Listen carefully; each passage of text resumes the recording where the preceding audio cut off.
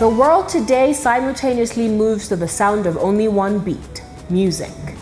Nothing comes close to transcending boundaries and bringing people together quite like the sound of music. The rhythm, the beat, the lyrics, bringing joy and dance to everybody. Music speaks to our heart, our soul. We are able to see the beauty around the world, our interrelations, and ultimately our oneness. From Africa, the Americas, Far East to Europe and down under, the global appeal of all genres of music across all ages is a phenomenon to behold. As the famous saying goes, if you ever want to bring people together, all you have to do is drop a beat.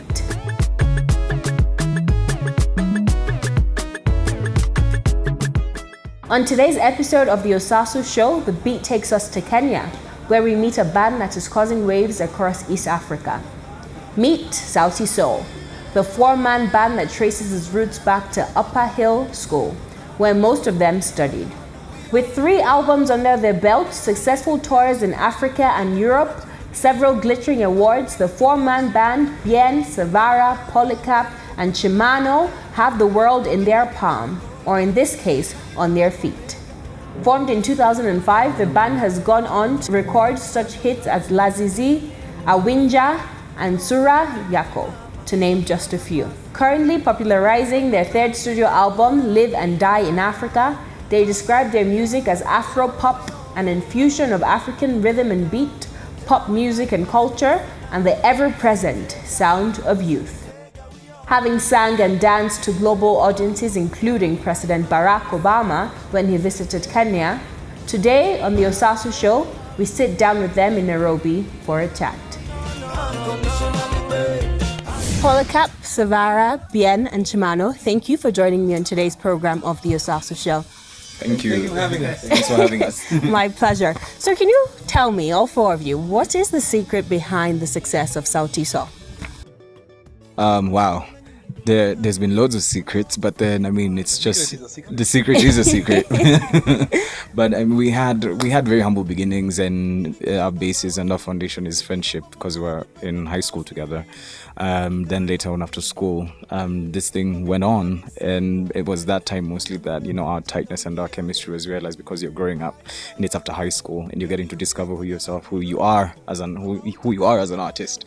So yeah, at that point, the basis of friendship and the humble beginnings, where we started out with nothing, up until where we are today. That's one secret. I don't know if you have another. Okay, we're gonna hear all 4 secrets. All 4. I don't know, man. For me, the secret is just, I guess, passion. I think we're very passionate about music. We're passionate about what we do. We're passionate about Sauti Sol, and I think we're driven by passion. Yeah. Yeah, I think when you combine passion now with hard work, it creates the difference. I think every stage that we've gotten to, we've always strived to go higher, and we reinvest into our craft, we invest into the business, we grow it as a business also. So it's how even we have a look at it from outside. So the hard work that we put in, I think, is also part of the secret. Okay. Yeah. Secret number 4 is that we are very visionary. Like, we share the same vision, the same goals. So when you have that as a group, especially in a group where there are 4 very different individuals, but you share the same goal and you think in the same direction, then that's a way forward. That's very important. Yeah. That's definitely a key to working with a group of people. Yes. But we see a lot of groups start up, but eventually at the a couple of years down their career, they end up splitting apart because they are unable to work with each other, or a self-motivated interest comes into play. So how is Sauti Sol different from other groups out there, other bands out there that have done this before? Well, and another secret actually is that we put God first. Okay. That's very important to us. Prayer is everything for us. We are 4 very different individuals, and we share the same goals. And just that working, we have a chemistry that is, I can say, is rare.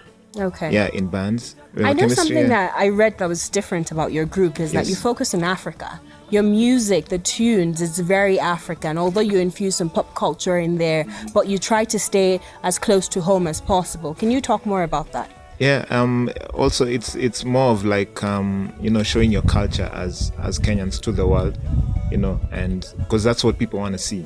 They don't want to see things that they're used to or they know. They want to explore and, know what Kenya is about, what Africa is about. So we have to push the Africa agenda in our music, and that's what we do. I think also, I also is the fact that when we started out, we traveled at an early age also.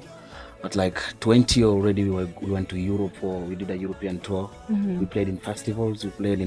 Whereby we were like in the world music circuit a little bit. And we saw how learning that, being there, understanding their culture, and coming to Kenya, coming to Africa, coming back, that process always made us really feel good whenever we played at home. So we found out like when we played abroad, we used to have a good interaction with the fans, yes, but home was always the best. And most of these people abroad want to see what we have here. They don't want to see what they have, just like Polycarp was saying. Yes, definitely. Okay. Renowned jazz musician said his name is Wynting Marsalis. Does anyone know him? No? Wynting. No? Okay. He said, of all that came from slavery, music is the most enduring and powerful gift. It is an inheritance and a legacy. What do you think about that? That's deep. Well, speaking from a perspective of people who, I don't speak about African music as music that comes from slavery. I don't associate music with slavery. I appreciate the role of music in the struggle against slavery, but I would not associate African music with slavery. I associate African music with kingship. I associate African music with development. I associate African music with celebration, and more so as a tool of telling stories, because our history as Africans has never been recorded by our people. It's recorded in art. It's never been written down. So music has the role of keeping and how can I say? Like telling. Music is a library. Music is our library. So I associate music with all the positive aspects. Slavery happened, and music did things for slavery to end it. So music is kingship. Yeah. And I mean, I do agree with that, but then as well with what with the saying. Please say it again. Wynting Marsalis. The quote. The quote. Okay. Of all that came from slavery, music is the most enduring and powerful gift. It is an inheritance and a legacy. Yeah, I do understand it from that perspective. It's not really anything to do with slavery per It's se. not demeaning, Yeah, yes. it's not demeaning Yeah. to No. Can you calm down? No, it's not that. But then when you think about even when Africans were taken from the continent and taken to become slaves elsewhere, and when you listen to the Negro spirituals, and music is that which made them, they just provided us with, or our ancestors with, that strength to keep on. It's what they would look forward to. It's what, when under the hardship, it's what they would do. It's how they would sing, and it's that spirit that made them so resilient and made the music that was done then and gave it so much heritage and Yes. wealth. Yeah. And as it went on and on, that's why maybe up until today, for example, when you see how Black Americans are, for example, there, and how they associate the slavery then and how they intermingle it with the music. Music is such a big part of their culture, and how they relate to each other. You see how they are in churches, even Africans, how they are here on the continent, how they are in churches, how during marriage ceremonies, birthdays, circumcision. It's just that which was carried from then Exactly. up until now. It transcends time. It transcends all barriers, Yeah. cultural barriers. As we were talking about before we went on camera, Nigerian music is played greatly here in Kenya, right? And vice versa as well. So can you talk to me, when you guys are sitting down and writing songs, what comes to mind, given the fact that your music is not only listened to here in Nairobi or here in, Kenya as a whole country, your music is listened to all over the world. So what do you do purposely to unite Africa through your music? Our album is titled Live and Die in Africa. That's our philosophy. And Live and Die in Africa is a tribute to all the people in the world who are working towards making Africa a better place. Yes. And when we make our music, as Delvin said initially, we used to tour Europe a lot and all these other places. But when we started to play in the continent, is when we started to feel the difference and we realized that we are the ones who are supposed to tell our stories. So music, when we write music, it's for us, by us, and to us, to our people, because that's the role that our music plays in the continent. I like that. Yeah. When we come back, Sauti Soul gives us a feel of their music. Stay tuned for this exclusive interviews. Do you love me, baby? Do you love my money? Do you love me, baby?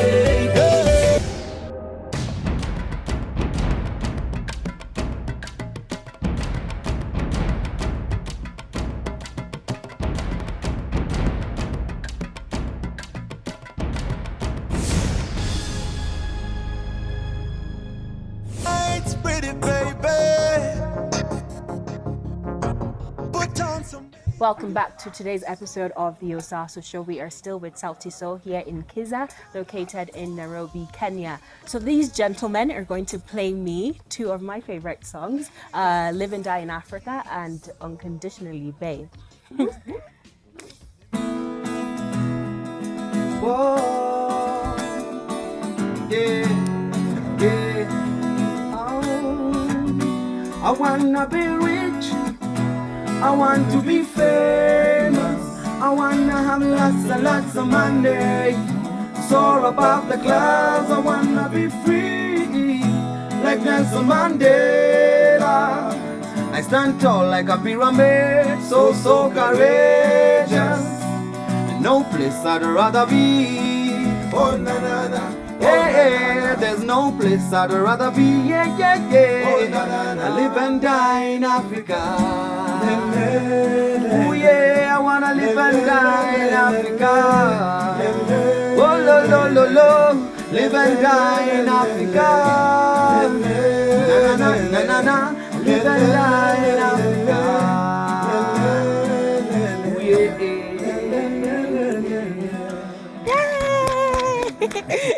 Okay, the next one.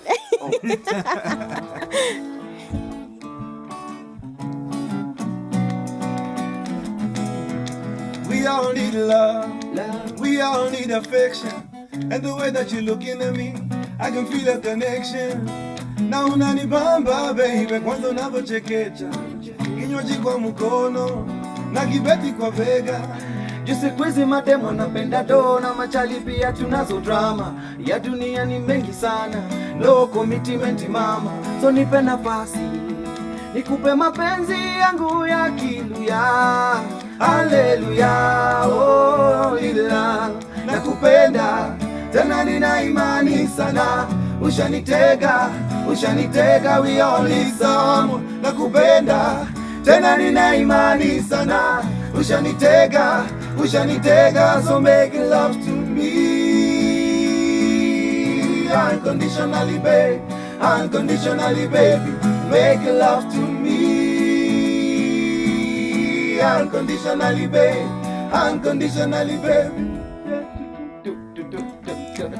You guys have to teach me the dance. Okay, stand up. You have to teach me that dance, right?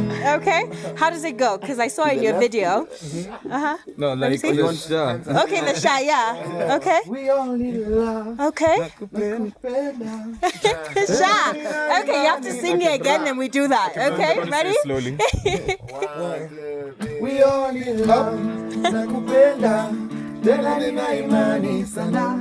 Ushanitega, we all need someone. Nakupenda, tena nina. Can I throw in a Shakiti Baba? Oh, your Shakiti Baba. Oh, your Ferrari Baba. Amazing. That's amazing. Thank you so much, gentlemen. Let's take another break and we'll be right back on the Osasu Show.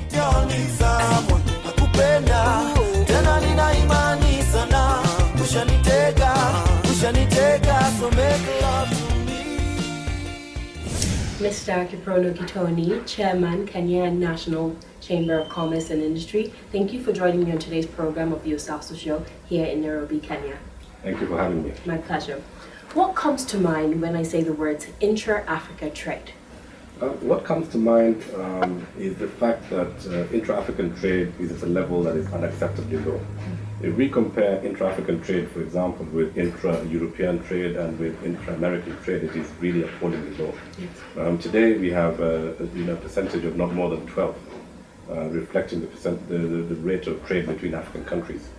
And intra-European trade, for example, within the EU is at 63%. Intra-American trade with countries in the Americas is at 40% plus. And I think there are several reasons, and I cannot put it past the fact that there could have been a colonial conspiracy for there not to be trade between African countries. Okay, what do you think how do you think politics affects intra-Africa trade? I think if we look at the construct of the continent of Africa and look at the logistical connections between these countries, I mean, there isn't any logical explanation why, for example, we don't have a vessel flying Lagos to Mombasa. Yes. Why it's easier to move a container from the United Kingdom to Mombasa than it is to bring in a container from Lagos to Mombasa. There's no reason. Even from Durban to Mombasa is a longer voyage, for argument's sake, than from the UK to Mombasa. So there's all sorts of logistical challenges that are in between that impede intra-African trade. And politically, I think also we need to see greater commitment by the African Union to reduce the barriers of the movement of goods and services between our people, to allow for movement without visas. Ethiopia has led the way by allowing other Africans to go into Ethiopia without visas, and I think other African countries should do the same.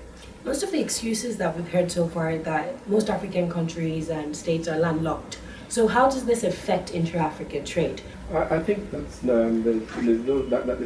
every continent has countries that are landlocked and countries that are sea-facing. I mean, it's the same with America, South America, it's the same with North America, it's the same with Europe, it's the same with Asia. So, in fact, the bulk of Asia, I would say, is landlocked. But that's no reason for them not to have trade. I mean, I think that we need to have more rail links, we need to have more road links. The Great North Road should have been completed. The road that transcends from East Africa to West Africa should long be done. And I think that really there's every reason why we should be deploying infrastructure at a pace to allow for greater trade between our countries. Okay, countries like my country, Nigeria, who is suffering from the drastic decline in international oil prices, we hardly have money to pump into our recurrent expenditures. So how do we invest in infrastructure that would promote intra-Africa trade? I think the challenges that we are facing Nigeria now are just in the recent past. I mean, Nigeria is still the largest economy in Africa. It is an oil-rich country, and I think there's a great need for the deployment of more infrastructure in Nigeria. Nigeria is suffering today because of the crash of oil prices, but if we look at the synergies that exist, for example, I mean, I've had the privilege as the chairman of the chamber to travel to many African countries, and I was shocked when I went to Nigeria and saw in the supermarkets that you import your butter from New Zealand, and in Kenya we have dairy surpluses every year. So I mean, there's straight away a business opportunity for dairy products to be exported from Kenya into Nigeria. So what's stopping us from doing that? I think historically there haven't been a lot of very strong political links between our countries. I mean, within the OAU, which later became the African Union, they're now working a lot harder than they were in the past. But then, if we look at in Africa, the countries of Africa haven't really wanted to do business with each other, with the resolve that we see today. In Kenya, our President Kenyatta is completely committed to intra-African trade, and we in the chamber have partnered with him. We go around. We've traveled to the Democratic Republic of Congo, and in Congo they import chicken from Brazil, and we have large and good farms here in Kenya. I mean, Congo itself has got a lot of agricultural land. I don't see why they cannot produce their own chicken, why they must go cross so many seas to get chicken imported into their country. But I think all African countries are guilty because Kenya still imports oil from Saudi Arabia, when Nigeria is one of the largest oil-producing countries. True. I absolutely believe that we should. I mean, in fact, that's the way we should. That's the direction we should be moving. But on the other hand, I think Nigerian oil has not been that competitive because I think all your refining is done outside of Nigeria. And today I cannot understand why Nigeria, for example, doesn't have the largest oil refinery on the continent. Our private sector is actually looking into that. We have Africa's richest man, Aliko Dangote, who is building a refinery. I believe is going to produce 650,000 barrels of oil a day. How is that going to How's that going to improve the state of intra-Africa trade between Kenya and Nigeria if we're able to politically come to a decision that would allow our countries trade oil with each other? I think we have every reason to consider Nigeria ahead of our other trading partners, especially with regard to the import of petroleum products. But that would be a very short-term situation, because I'm sure you're aware that both Kenya, Uganda, and Tanzania have all made huge discoveries of oil. In the northern part of Kenya, we have 650 barrel